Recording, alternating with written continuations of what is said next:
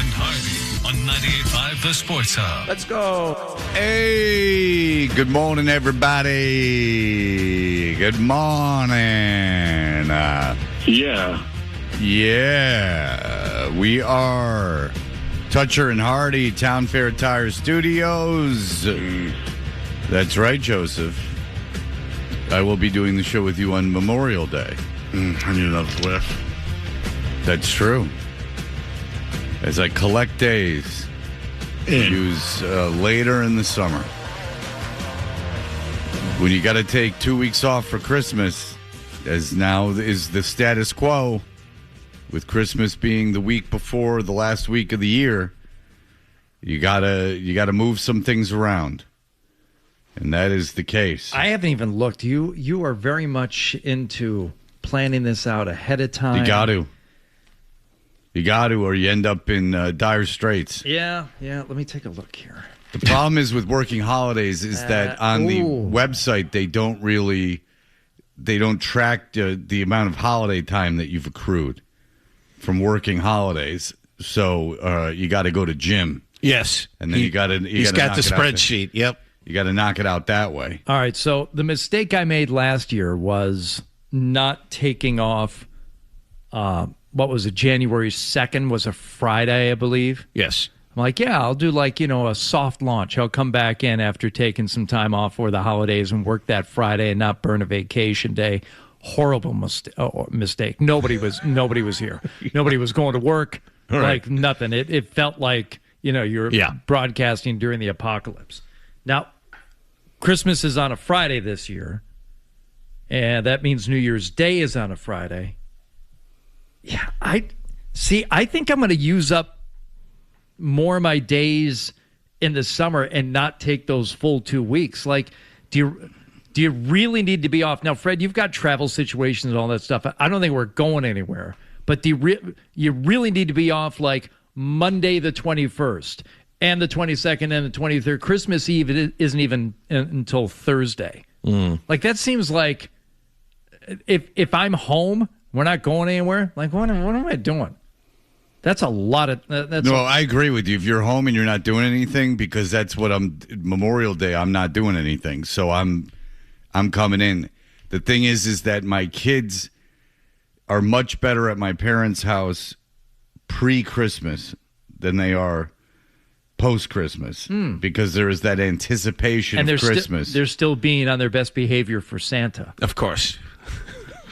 It's almost like elf on a shelf. I think that behavior does still resonate. It's obviously not for the same reasons, but they get excited for Christmas still, so they will deal with not having a lot to do and watching a Christmas movie in the theater room at night rather than, and then after Christmas, all hell breaks loose. So I'll probably leave the Saturday before Christmas and then leave the Monday or Sunday. It's Monday because it's the football. The Monday after Christmas.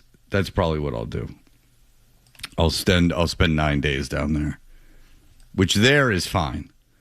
Here is different when they're here, but down there's plenty of room, and it's essentially our house too. So that right there is between you said that so that's 1 2 we don't get Christmas Eve off, so that's 8 days vacation right there. Kaboom. That's a long visit. That's 10 days, Fred. 19th to the 28th, depending on when you leave. I'd leave early on the 28th is all I can tell you. Well, I'm gonna leave. Maybe I'll leave the 21st. Yeah, maybe I'll leave the 21st. Yeah, maybe that's what I'll do. Travel will be better. Okay. Because, everyone's going to be getting out of town. The weekend before Christmas. That 19th, yeah. Yeah, I would agree. Well, I'm not leaving the 19th. No, I'm not doing that. No. Oh, I thought you said the Saturday before Christmas. Okay. Oh, maybe I did. Okay, Yeah. I would leave the 20. Maybe I'll leave the 21st. Okay. All right, I like that better for you. Thank you. Uh-huh.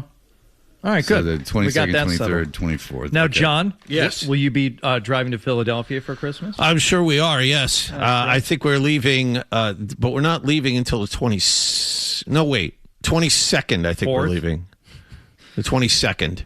driving down because Tuesday would be easier. You've already decided to drive. Yes, believe it or not.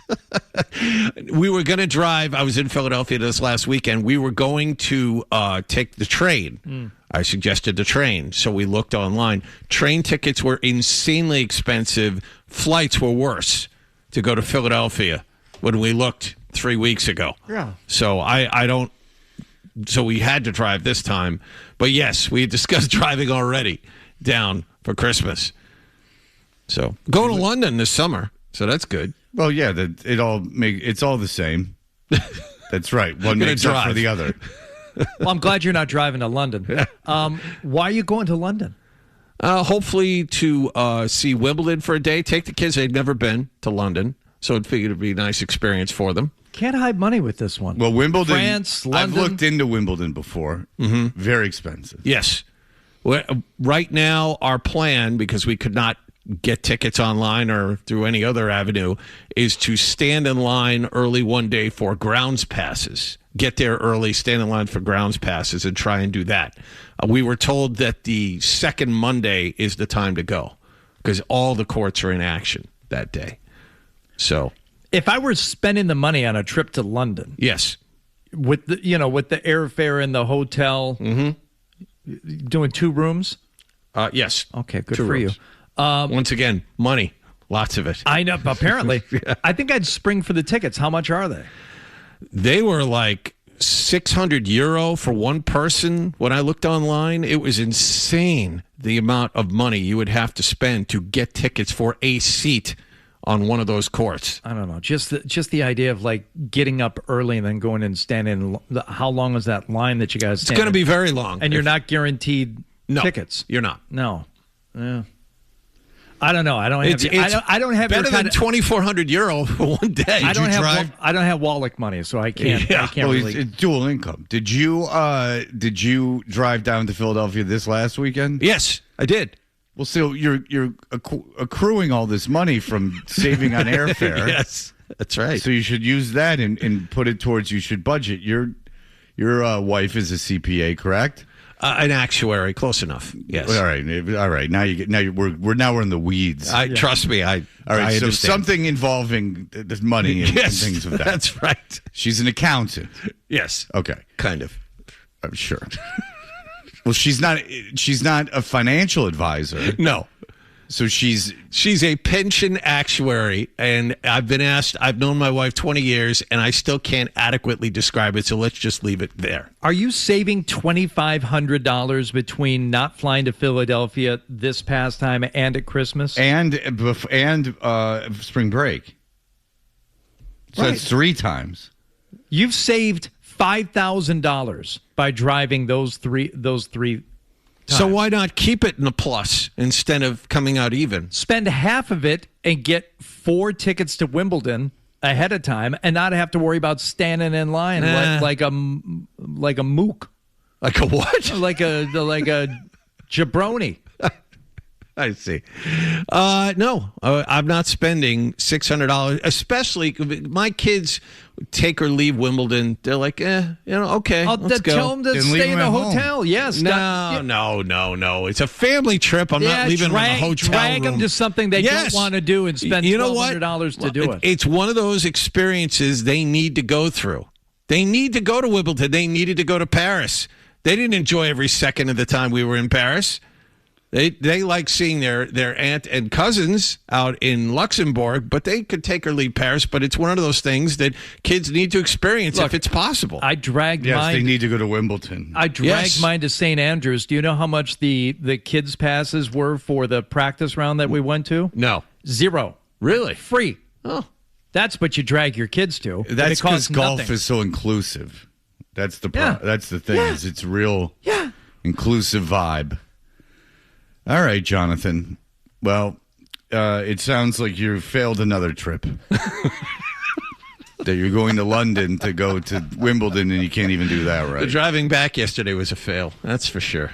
Not good. Oh, I find that difficult to believe, Yeah, John. Not things didn't good. go well. Yeah. No, I find that difficult to believe. So we went and saw the Devil Wears Prada 2. over I the saw weekend. the Devils Wear Prada how too was as that well. experience? Marred by the fact that I told Marcy ahead of time that Fred saw the first one and didn't understand what the big deal was with the boss. And I think it just threw her off mentally, and she wasn't able to enjoy the sequel, much less the rest of the weekend, trying to figure out in her head how your head works. I honestly didn't think that the boss did anything that bad. Now, in the second one, she was fine. I mean, she had softened. Well, there wasn't very really a much lot so. to the second one other than look at where we are. Yeah, the spoiler alert, not a lot to the second one, the end. It's not an unpleasant film. No, it's just it's kind of there. It didn't need to be made. Well, yeah, it did. It's like this massive.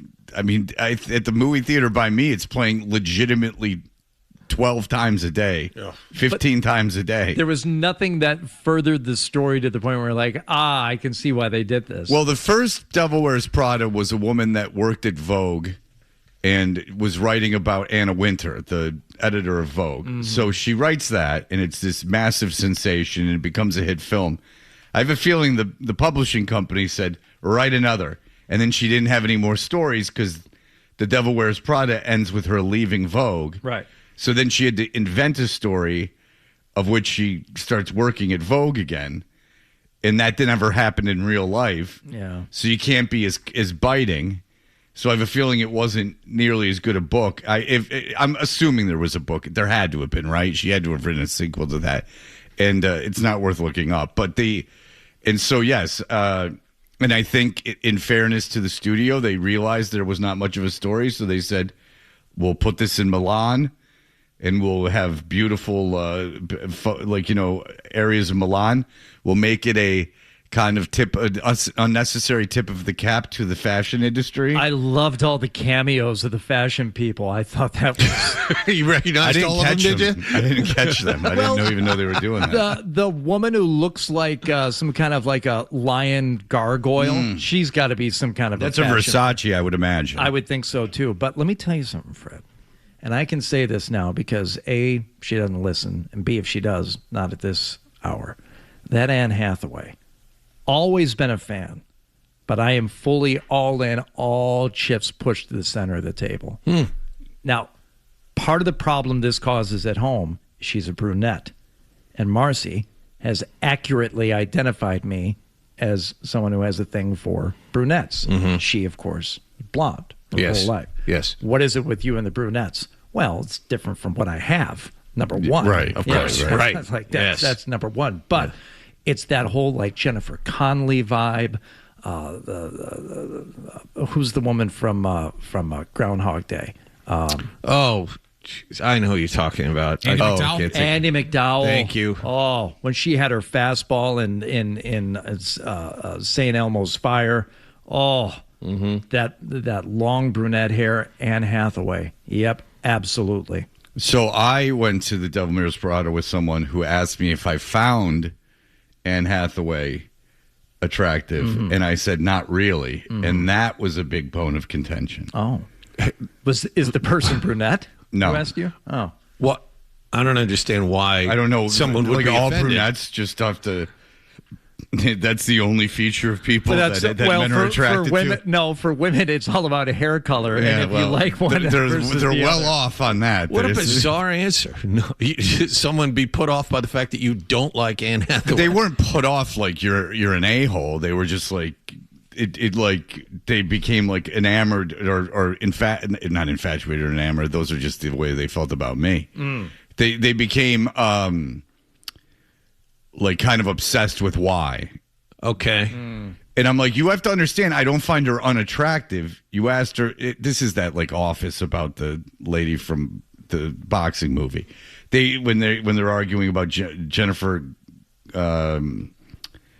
the Clint Eastwood boxing movie with the female boxer. Oh, Hillary Swank. When they were arguing about Hillary Swank. Yeah. $1 Million Baby. Yeah, I mean, this is an her old thing, too. but I'm like, you have to understand, like, obviously she's like an attractive woman. You asked if I thought she was hot. When you say hot during a movie, you're talking about like, incredibly gorgeous beyond, like this stunning beauty that would be overwhelming like the Victoria Silverstead that Hardy and I both met. Yeah, that's the gold standard. But if it's an industry full of famous people that are famous for their beauty for pretty much, and then you're going, do you think they're hot? I mean, the standard is like if Anne Hathaway was here, I'm sure I would go like, wow, she's the prettiest woman here. But honestly, or if she was in Boston, I'd probably give her everything I had because, I mean, in Boston, it would be overwhelming how good looking she was. I've told you this before, Fred. The Victoria Silvstedt thing, that's the only time I've really gotten in trouble with my wife, who was at the time just my girlfriend or fiance, whatever it was, because she heard me on the air interviewing Victoria Silvstedt. She was at one of the UFC weigh-ins, and she could tell I wasn't joking around, and I was really that infatuated with her. And I was saying things like, do you need immigration status of some kind? Do you need citizenship? I will marry you. We can do it today. This is Las Vegas. We can go down to a chapel. Let's get this done because you are the most beautiful creature I've ever seen walk in this earth. What do I need to do to be with you for the rest of my life? I'm willing to make the commitment right now. Did she move away quickly? No, she was very flattered, and I was very charming. But yeah, when Marcy heard that, she's like, "What was that?" I'm like, "What? I love her. I don't know. I can't help." She's uncomfortably beautiful. Yeah.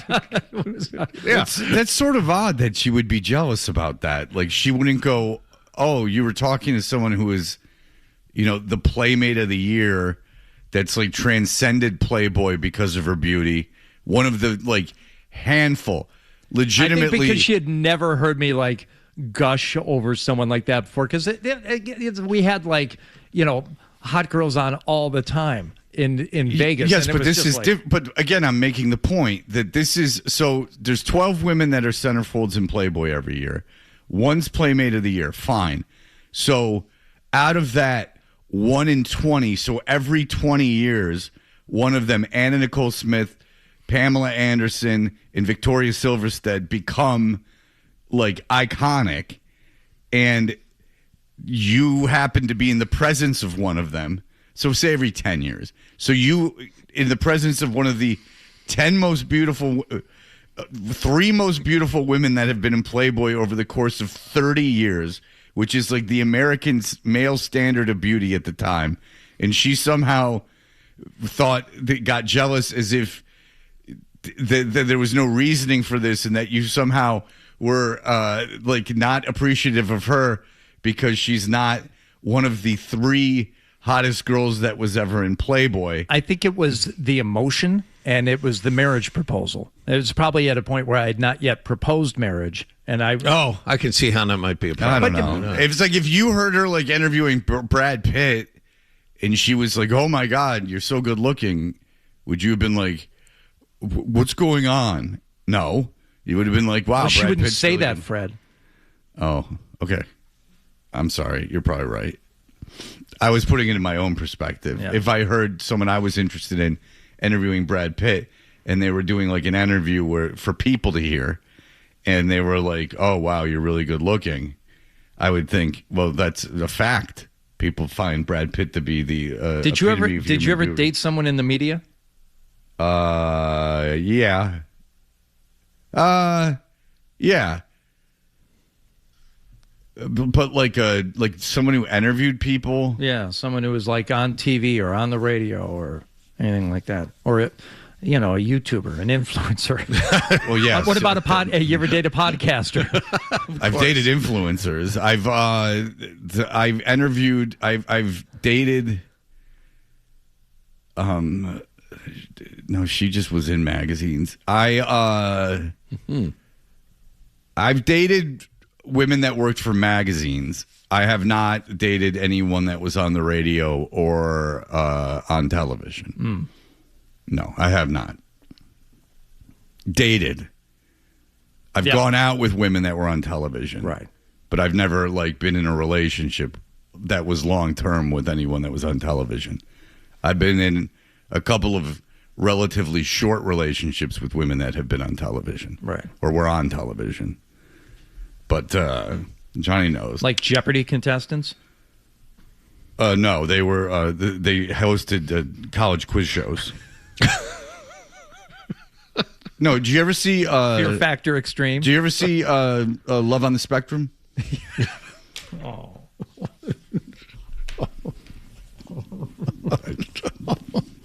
No, the host. Oh, okay. All right. Where were you going with that? No, what I do is I fish in Love is Blind. Yeah. Is that with blind people, or is that just you can't see? Say it's for blind people. I'm making a self-effacing joke with Love is Blind. Yes, Let's say they were blind. I don't know. I'm saying it could only date someone who's blind because I'm ugly. That's what I was trying to get at there. I got you. It was self-effacing. Yes.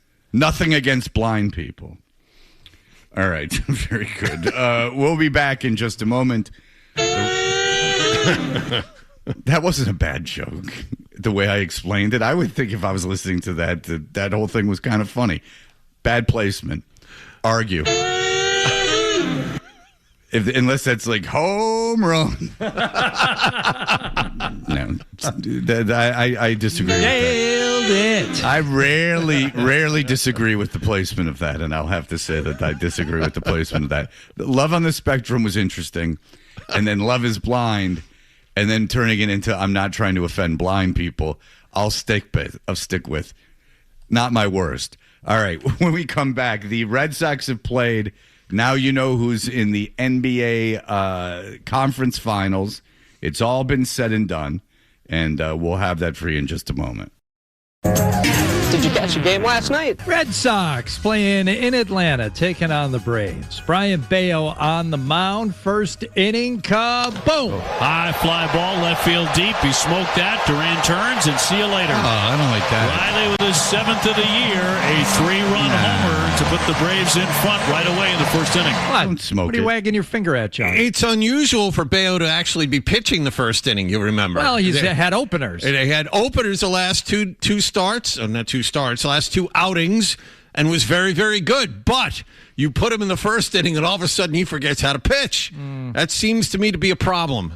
By the way, what happened last night is brought to you by Leonard Hair Transplant Associates, where your hair doesn't have to be a game of what happened. So change your lettuce and change your life with Dr. Matthew Lepresti at 1-800-GET-HAIR. But, hell, he has a 7 ERA for the year, so what do I know? Yeah, and look. Don't trade him for Trout. No. 3-run homer in the first, and then, John didn't want to trade him. I didn't. Not for Trout. No, I did not. Last week you said that? Yeah. Yes. Last week, Duran and Bale for Trout. Trout has 4 years. Do you really want to go through this? Trout has 4 years left on his contract. He's injured a lot. He's 34. No, I did not want to do that. It didn't make a lot of sense. But you specifically didn't want to trade Bayo. Yes, I said it would be very tough on me to give up on young pitching. Now, with hindsight, after yesterday, that does not look like a very good take. John's baseball takes grounded day to day. But I'm going to stick with it for now. I must have zoned out when you were the can't move Brian Bayo. I did. I said week. I hate to Holy give up crap. on young pitching, and Jesus God. Okay. All right. He had looked really good the two previous outings when I said that. Well, he looked good in the second inning when he only gave up 2 more runs. It wasn't didn't have another big hit that he allowed until the fourth. And Mike Yastrzemski with a high fly to the corner, drifting back Abreu, turning around, and that ball is gone. Now he's having himself another big day against the Red Sox. His second home run of the year, a solo drive to start the inning, and it is 6-0. He only gave up the 2 homers. Maybe you take only 7 runs in 5 innings. I don't know what your problem is. His ERA was 7. It was around 7 to begin with. Yes. Not a big deal. John's taking a solo drive this Christmas down to his in-laws' house. Just like he did. That's more than likely, yes. Yeah, because the kids are going to go before him. Yeah. Kids are going to fly. They've been saving up their lawn mowing money. We're not doing this again. Red Sox would get on the board. We'll line that one to right field. It's going to settle down in fair ground and bounce to the corner. Hell yeah. Here comes Connor Wong. They're going to wave him in, trying to score. Here's the throw to the plate. It's late. And the Red Sox, at the very least, break up the shutout. Sogard with a day saver. RBI double to make it 8-1. Yeah, that was at the top of the ninth inning when it was 8-0. Why are you playing that? Hell yeah. It's a day saver. Okay. Yeah. You saved the day. They would have been shut out and humiliated. Oh, my God. That's a big run for, the team. That's one. Yep. And that would be all they would get. Well, that seems to be a kind of and non-sarcastically, that seems to be kind of a pattern. 1 run. Yeah. 2 runs. 3 runs. Even in wins, 3 runs. 1, 2, 3. Yeah. You can't ask for too many more than 3 runs. They've played 47 games now, and I think 30 of those games they've scored 3 or less. Yeah, that's not good for professional baseball. No. So 5 runs in the 3-game set with the Phillies, 6 runs scored against the Braves. They lose both series 2-1. And Brian Bayo stating the obvious after the game yesterday. Yeah, I felt good physically, just I wasn't able to control the strike zone or throw strikes. Yeah. Physically, though, you felt great. Can't throw strikes. Well, the thing is that if you're him, you got to feel kind of good about it because you didn't, no matter what you did, you were going to lose. Or you certainly weren't going to get the win. It's true. Unless you threw like a perfect game, there was no way you were going to get, there's no way you were going to win that game. So might as well get it out of your system this game. How about this? The offense is so bad. And this is a stat from Tyler Milliken, who just left this radio station for other opportunities. But Tyler Milliken had a stat yesterday. The Red Sox have been down by 3 runs or more 18 times this season. Want to guess how many wins they have after falling behind by 3? None. That would be correct. They have yet to win a game when they've fallen behind by 3 runs or more. Well, I'm looking at the lineup they trotted out yesterday. I find that very difficult to believe. Right. Yep. Real murderers, bro. Well, again, it's actually a good thing that Trevor Story is now on the injured list for the next couple of months because Sogard is an upgrade offensively. Just for a roster spot, a spot in the lineup, he's an upgrade. But Duran, Story, and Caleb Durbin are 3 of the worst 10 hitters in Major League Baseball. Duran's another guy that John didn't want to give up on for Mike Trout, by the way, last week. I emphasized Bayo over Duran. Duran, I'm fine with letting go. That's fine. He's 30. That's fine. There's an yes, he is 30 and not very good. No. But he had a good year 2 years ago. Where were you last summer when we were talking about trading Duran every other day? Were you on board then? Yes. We had talked about the surplus of outfielders and Duran, who is extremely awkward in left, and that's the only place he can play because Rafael is a Gold Glove in center. Yes, I was on board with trading Duran at that point. I don't care if Duran was a Gold Glove left fielder. He can't hit. No. Duran has got some kind of holdover people around here. And a team that everyone craps on constantly, Duran is kind of... He's the off-limits guy. Yeah, he kind of has made himself someone that's beyond reproach. He's not very good. He's become this... just for the Red Sox, he's become this like untradeable commodity, which is interesting. Considering you've turned your team over to all... I understand Anthony's hurt, but this is the plan. And Anthony, if he could throw the ball, which he seems to have rectified a little bit, is supposed to be a 5-tool kid. He's a decent outfielder, yes. Yes. So but he was supposed to be 5 tools, correct? Yeah, he was supposed to be like usually the kids that are considered prodigies at 21 are usually 5-tool kids. So I would imagine he is, and so then you put him in the outfield, which means you don't need Duran. And you could have gotten something for Duran at the trade deadline last year, but you were too busy getting Dusty May. That was your big acquisition at the trade deadline. It is remarkable how bad this GM is. But you also got Hicks. You got him, and then you got some jabroni that you traded for May. Harrison. You got Kyle Harrison, who you traded for Caleb Durbin, who is the worst hitter in Major League Baseball at this moment. Yeah, he's not a very good GM, and that is a fact.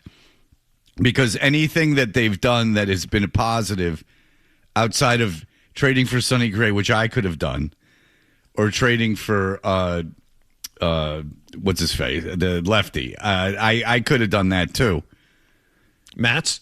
No. This offseason signing. I apologize. Okay. Signing Ranger Suarez. Yes. That I apologize. Not trading. Signing Ranger Suarez. I could have done that too. So you understand what I'm saying? These are not like incredible moves. Everything he's done has been terrible. He's assembled a lineup that's terrible. By the way, Kyle Harrison, the guy they traded, 4-1 with an ERA of just over 2 in Milwaukee this season. He's also playing in Milwaukee, where I think things would go a little bit better during the regular season. We'll see. No, once they get to the playoffs, different ballgame. Well, that's when talent usually rises to the top. Yes. And they're in fairness, it's a little difficult to ask Milwaukee to compete against, I don't know, Los Angeles. It's a little difficult to ask them to go and, I mean, it's one thing to win the Central. Yeah. Which I'm not positive they will this year because the Cubs decided that they want to spend money again, so we'll see. Red Sox open up 3-game set in Kansas City tonight. Sonny Gray to the mound opposite Julio Lugo. Oh, well, the Cardinals took 2 of 3 from Kansas City. I thought he was retired. me too. Well, he passed away. The Cardinals have just body blowed the Royals 2 out of 3. So you're getting a nice seasoned Royals team returning home. The Royals might sweep this series. They'll take 2 out of 3. One of those two. The Red Sox can't score more than 1 or 2 runs a game. So the people in St. Louis were very no one was going to games because they sucked, and then now they've been like okay, but they had this college team that was in town for a series come to the game Friday night, and they stuck them in left field or right field, yeah. And they all took their shirts off and made all this noise. So the next game, a bunch of people bought tickets in the right field stands, and they all took their shirts off. Mm-hmm. And because the manager of the Cardinals bought them all tickets for the series. He bought the kids all tickets.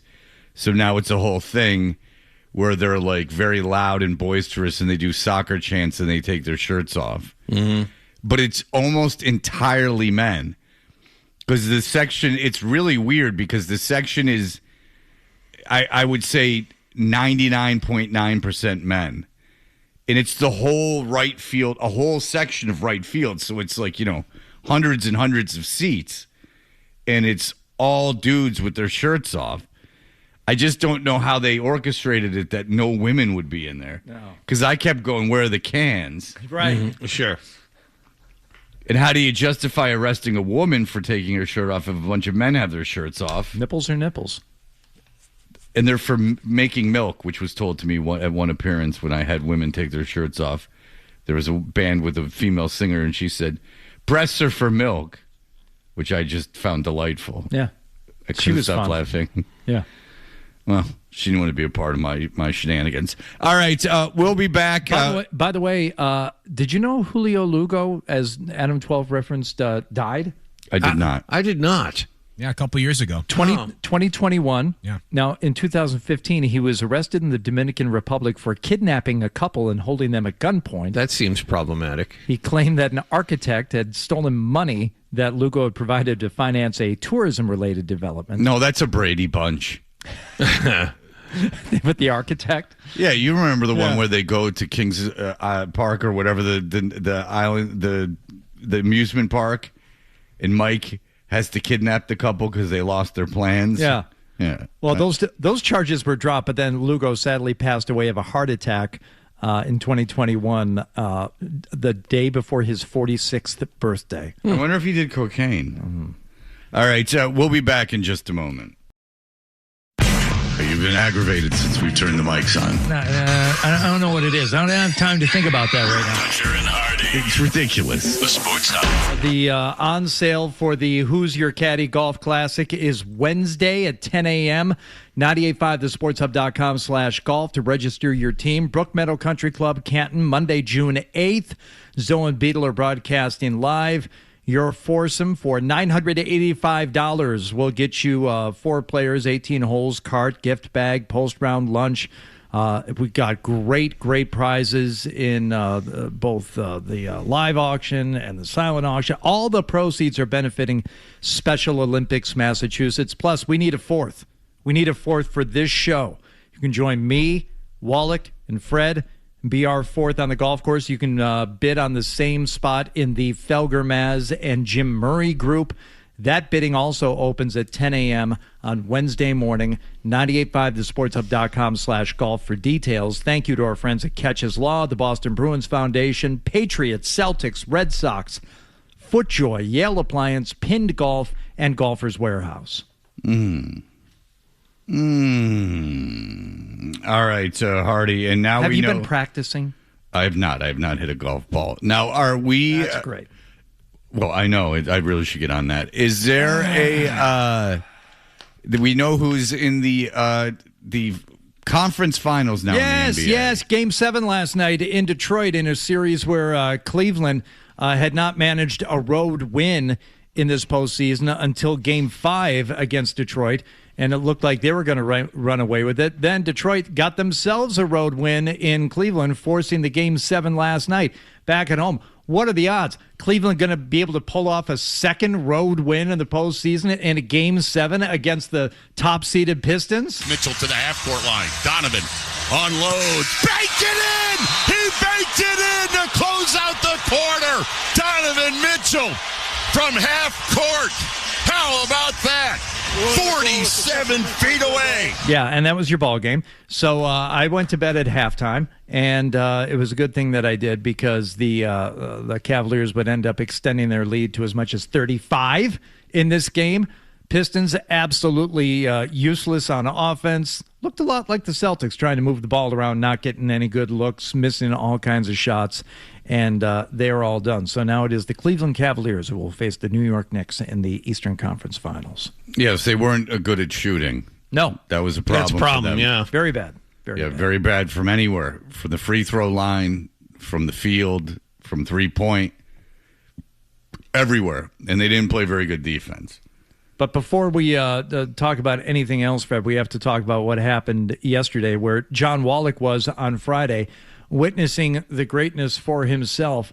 Aaron Rai, trying to become the first Englishman to win the PGA Championship in over 100 years. Back to when it was. It's been gnawing at me. Well, the inaugural and the second PGA Championships were both won by an English player, but back then it was match play. In the stroke play era for over 100 years, no English-born player had won the PGA Championship. Aaron Rai, with a two-stroke lead, coming down the back stretch, the last par 3 of the tournament, he finds himself some 70 feet away with a birdie putt. Aaron Rai has just hit a beautiful birdie putt on 17, and he drains it from 50 feet. Aaron Rai is unstoppable. Well, it's more than 50. Yeah. He is 9 under par. Shush. It wasn't 50. 68 feet. In Shush. Thank you. That was the absolute coffin nail for anyone who was chasing, including the likes of John Rahm, that Smalley kid who looked like maybe he had something going, but managed to double bogey earlier in the round and kind of played himself out of contention. Rory McIlroy, too little, too late, along with Patrick Reed. Aaron Rai, not only winning the tournament, but winning his first major championship, the two-gloved bandit, wearing those FootJoy all-weathers all seasons. Doesn't matter. Get both those gloves on my hand. Unless he's in a bunker, then he only wears one. I fear how fame is going to affect him. You know what, Fred? He,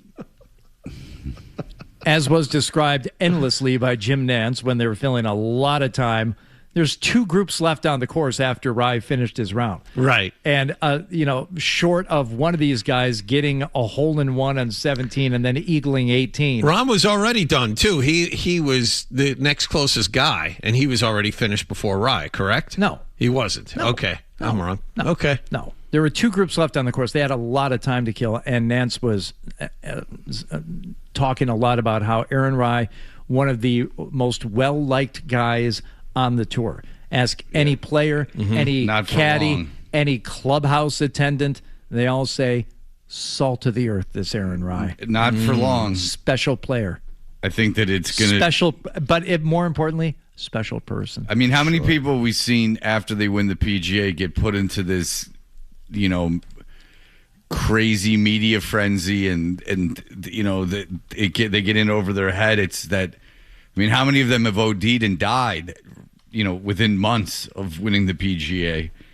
It's like the same thing that happens to people that win the lottery. A lot of negative befalls them. Well, you pray for him. First of all, you can look no further than what's his name, John Daly. That was his big breakthrough win. I think he won the PGA before he won the Open Championship. And that's why he became famous, too, was just winning the PGA. But the cautionary tales of other PGA Championship winners from the last 25 years, Rich Beam, Shawn Michael, R.I.P. McKeel, Yang Yong-un. What? Apparently. What year was that? 2009. Well, he took over, and now he's the head of North Korea. Jimmy Walker. Hey. And we all know him. He's nothing after good times. And now Aaron Rye from somewhere in England. Well, anyway. Kid, keep your head on straight. Yeah. Because it's about to get nuts. You got that PGA. It's going to, you talk about, it's going to be like Rossini-esque. Rossini saw Springsteen in New York City over the weekend. Yep. With her husband. Oh, yeah. And they went out with a bunch of other people. They were having cocktails beforehand. It didn't look like anything was wrong. They were sitting across from each other at the table. Good for that guy. Sticking in that thing publicly. By the way, I placed one bet on the PGA Championship. Okay. And I waited until the round had started yesterday. I'm looking at the leaderboard. Smalley's up there still on top of the leaderboard, 6 under par, and a big group of players at 5 under. And I just log on and I'm looking. And I said, who's going to give me the best money? And one of these guys who are, within a stroke or two. Aaron Rye. All right, I'll go ahead and do that. Take my 30% profit boost. Boom. Nice. And didn't cash it out early. Wow. Actually held on to that thing. Good for you. That makes up a little bit for all the money I lost on the Masters, which was plenty. This is the life of Hardy. This is the glamorous life of Hardy. Look at all these red symbols over here. These are all of my past bets, okay? Do you see anything but red? It's all red, I can confirm. That's all red, and then, boom, green, Aaron Rye. Thank you. Let me see how much you put down on that sumbitch. How much of a dent did you make in your losses? Give me percentage-wise by scoring big with Rye yesterday. Covered my Masters bets. Oh, good. That's a nice little win. There you go. I'll tell you this, is that I could just take you through my football season until the Super Bowl, and you would see nothing but red. Almost impossible, the amount of losing I did. There were a couple flyer, low-level bets that I just did for fun. But a lot of these were well thought out. Oh, yeah. Well thought out. like $100 bets, which for me is 100 units or whatever my units are. Oh, God. Don't start. So 100 is like a big bet for me, right? Like that's kind of probably as high as I go. Yeah. I'm sure there's been exceptions, but I don't bet thousands of dollars. That's like 5 units. Yeah, for me, that's 5 units. So, let's not just say it's all Breece Hall 3 touchdown props or anything like that. And they all weren't things I wanted to have happen either. They were things I thought were going to happen. And until the Super Bowl, I might have lost, no joke, 39 out of 40 bets because I stopped betting until the Super Bowl. I didn't bet for the last.